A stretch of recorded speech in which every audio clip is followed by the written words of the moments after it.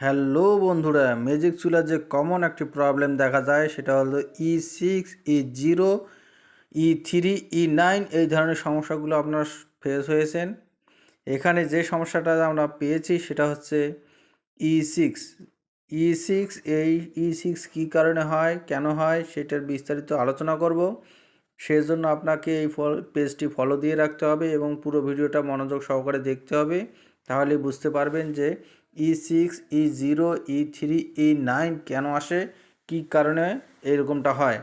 এখানে E6 বের হওয়ার কারণেই কিন্তু চুলাটা কিন্তু বন্ধ হয়ে গেছে, চলতেছে না।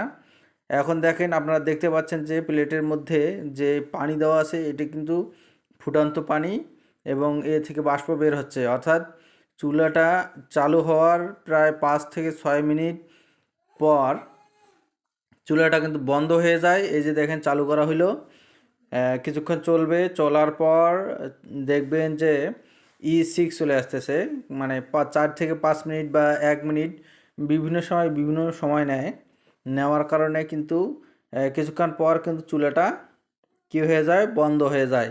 তখন একটা সিগন্যাল আপনার ডিসপ্লে শো করে, একটা মেসেজ দেয়। সেই মেসেজটা হচ্ছে E6 হতে পারে, E9 হতে পারে, E0 হতে পারে, অন্যান্য আরও E7, E8 এগুলো খুব কমই দেখায়, কিন্তু বেশিরভাগ সমস্যা হয় E6, E0, E3, E9 এই সমস্যাগুলো কিন্তু আপনারা সবাই ফেস করে থাকেন।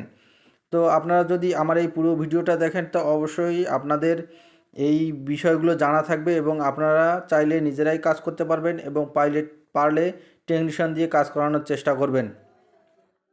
তো মূলত আপনাদেরকে বলছি যে E6 কেন আমার এই চুলাটাতে প্রদর্শন হচ্ছে। এখন আমি এই চুলাটাতে প্লেটটা একটু গরম আছে, একটু সরাই নিচ্ছি এবং চুলার যে স্ক্রু আছে স্ক্রুগুলো খুলে আপনাদের দেখাবো। আগে ইলেকট্রিক সংযোগটা বিচ্ছিন্ন করে নেই। আপনারা মনোযোগ সহকারে দেখেন। অবশ্যই আমার এই ভিডিওটা দেখলে আপনারা অনেক কিছু জানতে পারবেন। আমার এই ভিডিওটা শেয়ার করে দেন, বা বাকি যারা এই সমস্যায় ভুগতেছেন সেটা যেন সমাধান করতে পারে। আবার একটু লাইক এবং কমেন্টস অবশ্যই আমি পেতে পারি।